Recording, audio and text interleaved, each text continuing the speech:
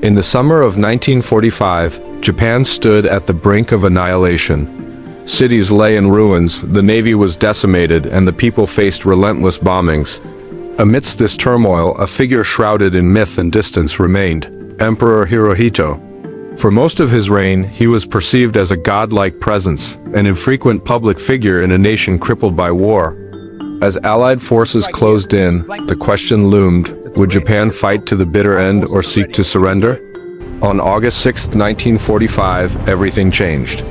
The United States dropped an atomic bomb on Hiroshima, erasing the city in an instant and killing tens of thousands.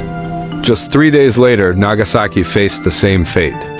Even after such unspeakable devastation, hardline military leaders in Japan were determined to resist further, preparing for a desperate defense of the homeland.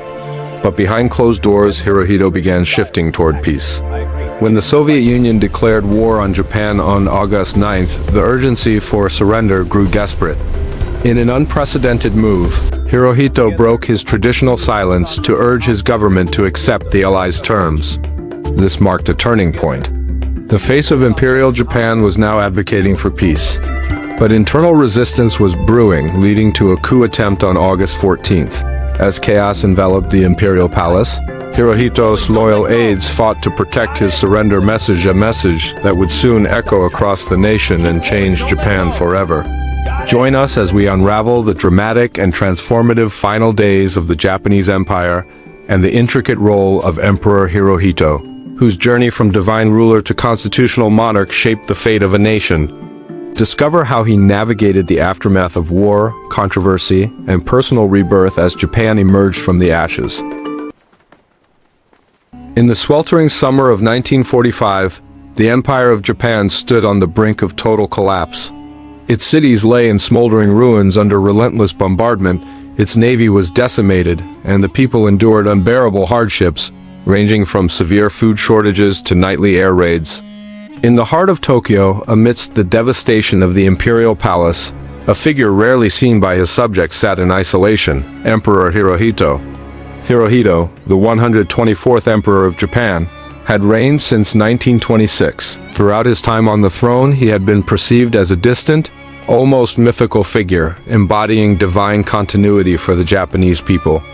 To the rest of the world, however, he represented the head of an empire that had unleashed a brutal war across Asia and the Pacific. As the month of July gave way to August, the Allies tightened their grip. The capture of Okinawa on June 6th put Japan's home islands within reach of serious air attacks. Devastating firebombing raids had already laid waste to major cities, including Tokyo, Osaka, and Kobe. Amid these circumstances, a heated debate erupted within the Japanese government. Should they continue fighting or accept defeat? Hirohito's position in this discussion remained enigmatic and heavily influenced by tradition. He typically refrained from voicing political opinions, leaving military and political leaders, like War Minister Koichi Anami and Prime Minister Kentaro Suzuki, to express their views in front of him. These discussions carried weight, as Hirohito's subtle musings could steer their choices. Then came August 6, 1945, a day that would alter history. A single American B-29 bomber dropped an atomic bomb on Hiroshima, erasing the city in moments and leaving untold numbers dead and wounded. Just 3 days later, Nagasaki met the same horrifying fate. Despite these unprecedented catastrophes, some factions within the Japanese military remained resolute, determined to resist surrender at all costs. Plans were drafted for a desperate mass mobilization of civilians, including men, women, and even children, prepared to fight with bamboo spears if needed. However, Hirohito, cautious and reserved, began to shift his focus toward the possibility of peace. On August 9th, the Soviet Union declared war against Japan, effectively shattering any hope of negotiating a favorable outcome through Moscow. Amid growing urgency, an emergency imperial conference was convened. In a dramatic break from tradition, Hirohito spoke directly to his ministers, urging them to accept the terms outlined in the Allies' Potsdam Declaration. It was a pivotal moment. Many present had never heard the emperor articulate himself so clearly before. He addressed the suffering endured by his people and articulated the necessity of accepting their fate for the survival of the nation. Despite Hirohito's reasoning, not everyone in the government was on board with the decision to surrender. On the night of August 14th, hardline officers plotted a coup aimed at seizing the palace, destroying Hirohito's recorded surrender speech and prolonging the war. As soldiers surged through the dimly lit corridors, Hirohito's aides worked frantically to protect the recorded message, hiding the precious discs that contained his words. Loyal guards clashed with the mutineers, and by dawn, the rebellion had been quelled, leaving the discs intact. On August 15, 1945, for the first time in Japanese history, the voice of the emperor resonated across the nation. Hirohito addressed his people in a formal, archaic language that many struggled to comprehend, yet the core message was undeniable: Japan would accept defeat. The once revered and divine figure implored his people to endure the unbearable. Across Japan, listeners wept, bowed, and grappled with the profound shifts marking the end of an era. In the aftermath, Allied occupation forces arrived, led by American General Douglas MacArthur, who assumed control over Japan's political reconstruction. Many expected the emperor would be arrested and tried as a war criminal, similar to the military leaders who waged war in his name. Surprisingly, Hirohito remained on the throne, a decision driven by a pragmatic understanding that ousting him could plunge Japan into chaos, undermining the fragile peace. Rather than face indictment, Hirohito's role was transformed from a divine ruler to a constitutional monarch. Allied authorities encouraged him to renounce his divine status, and in January 1946, Hirohito made a historic proclamation, stating that the bonds between himself and his people were not predicated on myths and divine beliefs. With those words, over 2,600 years of tradition crumbled. He was no longer a living god, but a symbol of continuity, a bridge between Japan's past and the new democratic order. What followed was a shift in Hirohito's visibility. He embarked on a series of public tours, visiting farms, factories, and schools across Japan. Clad in a simple suit, he engaged with ordinary citizens, listened to their stories, and offered encouragement. These visits marked the first time many Japanese encountered the man who had long been an abstract symbol of imperial majesty. Now he was a humble figure trying to console a nation in ruins. While Hirohito adjusted to his new role, the International Military Tribunal for the Far East prosecuted Japan's wartime leaders. Generals and ministers were tried, convicted, and in some cases executed, yet Hirohito was never charged.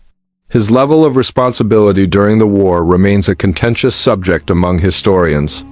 Some view him as a powerless figurehead trapped in a web of militaristic advisors, while others argue he was complicit in Japan's wartime atrocities. The truth likely lies somewhere in between. Under American occupation, Japan experienced sweeping reforms. A new constitution stripped the emperor of political power, enshrined civil rights, and renounced war as a sovereign right of the nation. When the occupation ended in 1952, Hirohito continued to reign as a symbol of national unity, guiding Japan through a remarkable transformation.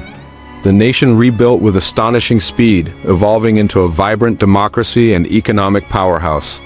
Throughout this period of change, Hirohito assumed a careful, neutral stance, generally avoiding political opinions and focusing instead on ceremonial duties, scientific interests, and public engagements.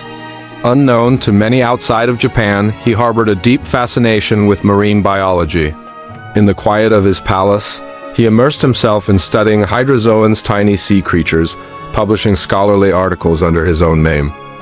This unlikely pursuit became symbolic of his post-war identity. A man had once represented divine authority, now devoted himself to the study of humble ocean life. Yet despite his transformation, echoes of Hirohito's past remained. In countries that had once faced aggression during Japan's imperial expansion, many viewed him as an unpunished war criminal. His state visits to nations like Britain and the Netherlands in the 1970s sparked public outcry, with protests demanding answers. How could the figurehead of an aggressive empire be welcomed abroad without an apology? Within Japan, opinions on Hirohito were more complex. Many viewed him as a steady, calming presence who had guided the nation through its darkest hours. Others, however, quietly questioned his wartime decisions. Yet, they hesitated to challenge the symbolic foundation of Japan's post-war order. Hirohito's cautious neutrality allowed him to remain a constant in a rapidly changing landscape, one that saw Japan rise from the ashes of war to a period of remarkable innovation and growth. Cities soared with skyscrapers, industries embraced a technological revolution, and the society redefined itself while still holding on to deep-rooted traditions. By the 1980s, Hirohito had become the longest reigning monarch in Japanese history. But as time passed, age took its toll. In September 1988, he fell gravely ill, and the nation watched closely, caught between reverence and unease as news reports chronicled his declining health. For months, Hirohito lingered between life and death, all the while serving as a living symbol of the upheavals of the century. On January 7, 1989, Emperor Hirohito passed away at the age of 87. His death not only marked the end of the Showa era, named for his reign, but also ushered in a new chapter under his son, Emperor Akihito. Across Japan, millions lined the streets to pay their respects to the emperor whose life had been intertwined with the nation's triumphs and tragedies. His funeral melded ancient imperial rituals with modern state ceremonies, encapsulating the complexities of his journey, a man once perceived as divine who became a constitutional monarch, presiding over war, devastation, and rebirth. As historians continue to analyze Hirohito's legacy, questions remain. Was he a war criminal who escaped justice, a powerless puppet of militarists, or a cautious monarch who helped steer his nation from destruction to recovery? The truth remains elusive, layered in the intricacies of Japan's tumultuous history. Hirohito's life is a vivid reminder of how power, perception, and responsibility can intertwine and evolve, embodying the spirit of a nation as it gazes toward its future, forever shaped by the echoes of its past.